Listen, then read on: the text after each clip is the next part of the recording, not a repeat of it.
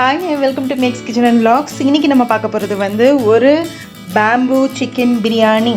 பேம்புவை வச்சு சிக்கன் பிரியாணி எப்படி பண்ணுறதுங்கிறதான் பார்க்க போகிறோம். வாங்க எப்படி பண்ணுறதுங்கிறத பார்த்துடலாம். நம்ம சேனலை இன்னும் சப்ஸ்கிரைப் பண்ணாதவங்க மறக்காமல் சப்ஸ்கிரைப் பண்ணிக்கோங்க. பக்கத்தில் இருக்கிற பெல் ஐக்கானையும் ப்ரெஸ் பண்ணுங்கள். அப்போ தான் நான் போடுற வீடியோவோட அப்டேட்ஸ் உங்களுக்கு வரும். பேம்பு பிரியாணி பண்ணுறதுக்கு அரிசி நம்மளாம் ரெடி பண்ணி வச்சிட்டோம் இல்லையா, அதுக்கு வந்து ஒரு முக்கியமான ஒரு இன்ஸ்ட்ருமெண்ட் ஒன்று தேவை. அதுக்கு தான் இது நான் வாங்கியிருக்கேன். இது அமேசான்லேயே உங்களுக்கு கிடைக்குது. நிறைய ஹோட்டல்ஸ்லாம் பார்த்தீங்கன்னா உங்களுக்கு இதே டைரெக்டாக அடுப்பில் வச்சு சுட்டு அந்த ஹீட்லேயே உள்ளே இருக்கிற அரிசி சிக்கன் எல்லாமே வெந்து அது மாதிரி சர்வ் பண்ணுவாங்க. பட் வீட்டில் அது மாதிரி பண்ணுறதுக்கு நம்மளால் முடியாது. அதனால நம்ம என்ன பண்ணலாம்னா, ஹைதராபாதி பிரியாணி பண்ணுவாங்க இல்லையா, தம் போட்டு பண்ணுற மாதிரி, அந்த மாதிரி ஒரு மெத்தட் இதில் நம்ம ஃபாலோ பண்ணி வச்சுக்கலாம். பட் டேஸ்ட் ரொம்ப அட்டகாசமாக இருக்கும். ட்ரை பண்ணி பாருங்கள். அதுக்கு பார்த்தீங்கன்னா பேம்பு உங்களுக்கு இந்த மாதிரி ஒரு குழல் மாதிரி ஒன்று கொடுத்துருக்காங்க. அதுக்குள்ளே பார்த்தீங்கன்னா ஒரு சின்னதாக ஒரு ஹோல் இருக்குது. அதை ஹோல் பண்ணுறதுக்கு இந்த ஹோலை மறைக்கிறதுக்கு இந்த மாதிரி ஒரு தேங்காய் சிரட்டை இருக்கு இல்லையா, அந்த கொட்டாங்குச்சி, அதில் இது மாதிரி பண்ணியிருக்காங்க. அங்கங்கே ஹோல் போட்டிருப்பாங்க. சேம் இதுதான் அந்த புட்டுக்குழல், இடியாப்பக்கட்டை அதெல்லாம் எப்படி இருக்கும் அதே மாதிரி தான். ஸோ இந்த மாதிரி கொடுத்துருக்காங்க. இந்த ஹோலை உள்ளே வச்சு மறைக்கிற மாதிரி, அதை கவர் பண்ணுற மாதிரி இந்த மாதிரி ஒன்று கொடுத்துருக்காங்க.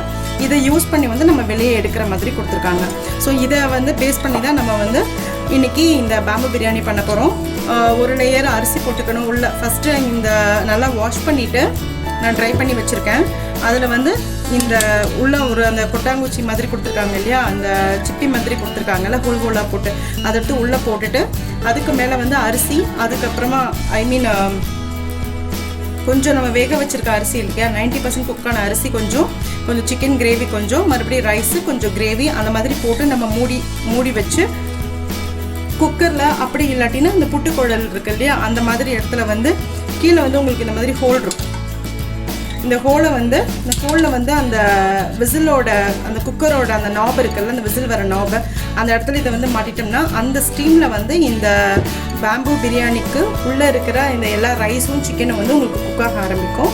ஸோ ஃப்ளேவர்ஃபுல்லாக நல்லா சூப்பராக இருக்கும். ஸோ இன்றைக்கி நம்ம இதை யூஸ் பண்ணி தான் நம்ம பண்ண போகிறோம். பேம்பு பிரியாணிக்கு ஃபஸ்ட்டு நம்ம ரைஸை வேக வைக்கணும். அது வேக வச்சிடலாம். நான் ஆல்ரெடி ஊற வச்சுருக்கேன் பாஸ்மதி ரைஸை. ஒரு 1/2 hour to 45 minutes ஊற வச்சுருப்பேன். இப்போ அரிசி வேக வைக்கிறதுக்கு நான் தண்ணி எடுத்திருக்கேன். தண்ணி நல்லா நிறைய தண்ணி எடுத்துக்கோங்க. அதில் கொஞ்சம் எண்ணெய் போட்டுக்கலாம். அதுக்கப்புறமா கொஞ்சமாக புதினா, கொஞ்சம் மல்லித்தலை, 2 பிரியாணி இலை, அந்த அன்னாசி பூ இருக்கும் இல்லையா அது, அப்புறம் ஒரு பட்டை, அப்புறம் ஒரு கிராம்பு, ஒரு ஏலக்காய்,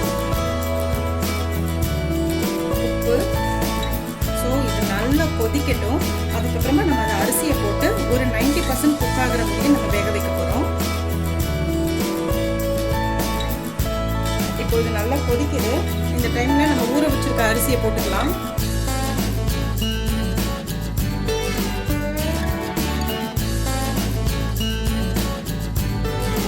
அரிசி ஒரு பக்கம் பிரியாணிக்கு வெந்துட்டுருக்கு.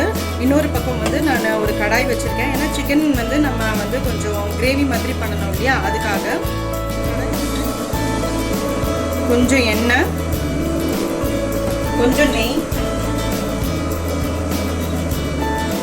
எண்ணெய் காஞ்சிருச்சு. இந்த டைமில் 2 பிரியாணி இலை, எண்ணெய் காஞ்சிருச்சு. இப்போ 2 பிரியாணி இலை போட்டிருக்கேன். அப்புறம் 2 பட்டை, கல்பாசி பூ,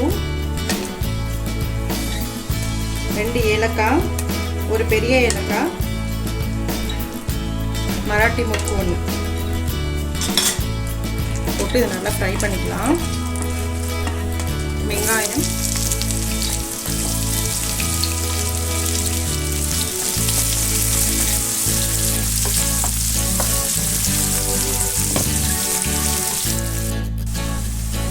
வெங்காயம் நல்லா வதங்கிடுச்சு. இப்போ பச்சை மிளகாய் போட்டுக்கோங்க. கொஞ்சமாக இஞ்சி பூண்டு பேஸ்ட்டு,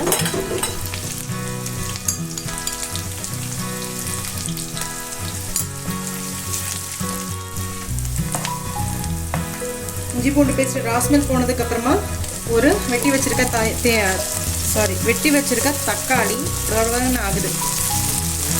ஒரு 3/4 தக்காளி தான் வெட்டியிருக்கேன். மீடியம் சைஸாக இருந்தால் 1 போட்டுக்கோங்க. எனக்கு கொஞ்சம் பெரிய தக்காளியாக இருந்தது 3/4 சைஸ் நான் வெட்டியிருக்கேன். தக்காளி கொஞ்சம் வதங்கட்டும். இப்போ இதில் வந்து சிக்கன் போட்டுக்கலாம்.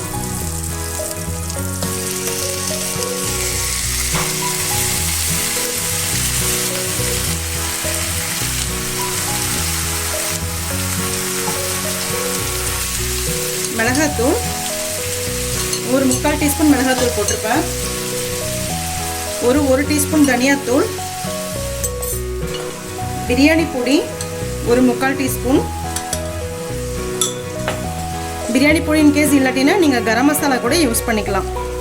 அதுக்கப்புறமா தயிர், நான் வந்து ஒரு 4லேருந்து 5 ஸ்பூன் தயிர் விடுவேன்.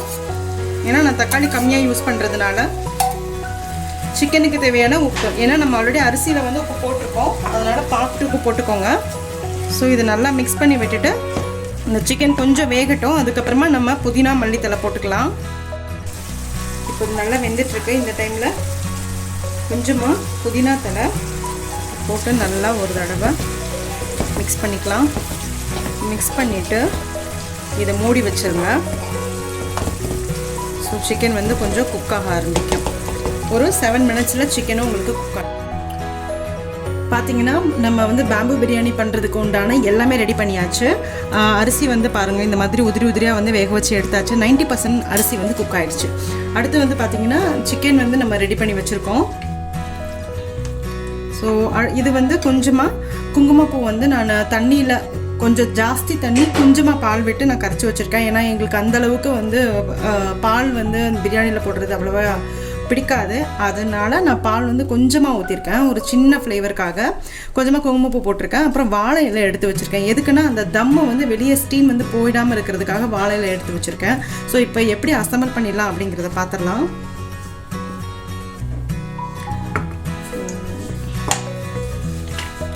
இது மாதிரி உள்ள அந்த மாதிரி நடுவில் ஒரு ஹோல் இருக்குது பாருங்கள், தெரியுதா உங்களுக்கு? பார்த்தா உங்களுக்கு தெரியும். இந்த ஹோல் வந்து மறைக்கிற அளவுக்கு இந்த இதை வந்து நம்ம உள்ளே போட்டுறணும்.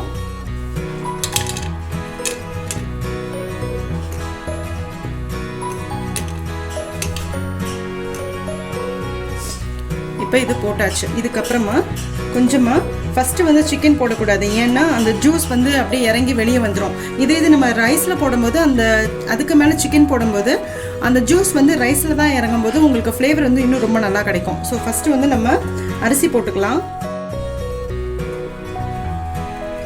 கீழே ஒரு பிளேட் வச்சுக்கோங்க, அரிசி போட்டுக்கோங்க. அரிசி வந்து ரொம்ப டம்ப் பண்ணாமல் உதிரியாக இருக்கிற மாதிரி போட்டுக்கோங்க. நான் ஒரு 3 இந்த ஸ்பூனில் ஒரு 3 ஸ்பூன் அரிசி போட்டிருக்கேன். அந்த வடித்த பாஸ்மதி ரைஸ், கொஞ்சமாக சிக்கன் கிரேவி, அப்புறம் அடுத்து அரிசி, அடுத்து வந்து கொஞ்சமாக சிக்கன் கிரேவி, கொஞ்சம் ரைஸ், அதுக்கப்புறமா நம்ம இதை ரெடி பண்ணி வச்சுருந்தோம் இல்லையா இந்த சாஃப்ரன் வாட்டர், அது கொஞ்சம் ஊற்றிக்கலாம்.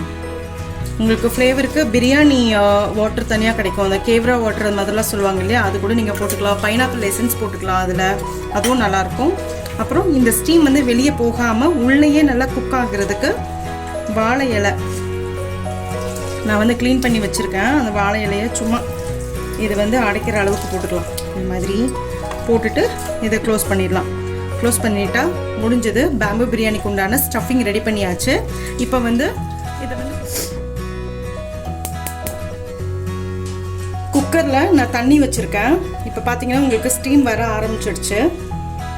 இந்த டைமில் நம்ம கீழே வந்து ஒரு ஹோல் கொடுத்துருக்காங்க. இந்த பேம்புக்கு கீழே ஒரு ஹோல் கொடுத்துருக்காங்க. அந்த ஹோலில் இது ஸ்டிக் ஆகிற மாதிரி உள்ளே வந்து இதாகிற மாதிரி வச்சிடலாம். வச்சுட்டு மீடியம் ஃப்ளேமில் ஒரு 15 நிமிஷம் நீங்கள் வச்சிங்கன்னா உங்களுக்கு சூப்பராக நல்ல ஃப்ளேவர்ஃபுல்லான அத்தன்டிக் பேம்பு பிரியாணி ரெடி ஆகிடும்.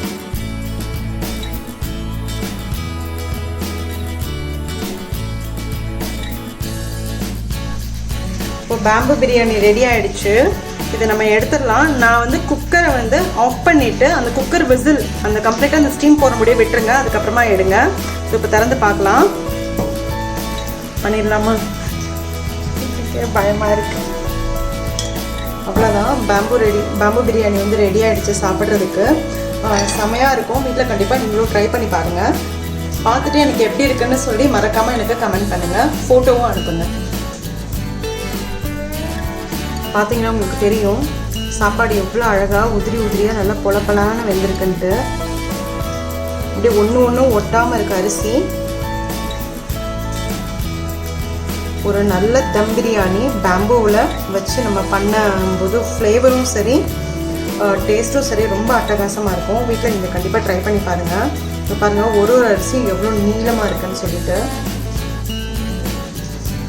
உங்களுக்கே தெரியும். ஒரு அரிசியும் எவ்வளோ நீளமாக இருக்குன்னு உங்களுக்கே தெரியும். நம்ம சிக்கனை எப்படி வெந்திருக்குன்னு பார்ப்போம். பார்த்தீங்கன்னா தெரியும் உங்களுக்கு. ஸ்பூன்லேயும் அவ்வளோ அழகாக வந்து பிக்கிறதுக்கு வருதுன்னா எவ்வளோ ஜூஸியாக எவ்வளோ சூப்பராக வெந்திருக்குன்னு பாருங்கள், எவ்வளோ அழகாக வெந்திருக்குன்னு. ஸோ நல்லா பர்ஃபெக்டாக குக் ஆகிருக்கு. கண்டிப்பாக இது ட்ரை பண்ணி பாருங்கள். ஸ்மெல்லும் செம்ம ஸ்மெல்லு. ஏன்னா நம்ம தம்முக்கு வந்து வாழையில போட்டிருக்கோம். மோரோவர் பேம்பூவில் பண்ணதுனால அந்த நேச்சுரலான வந்து உங்களுக்கு ஃப்ளேவர் வந்து ரொம்ப சூப்பராக கிடைக்கும். கண்டிப்பாக ட்ரை பண்ணி பாருங்கள்.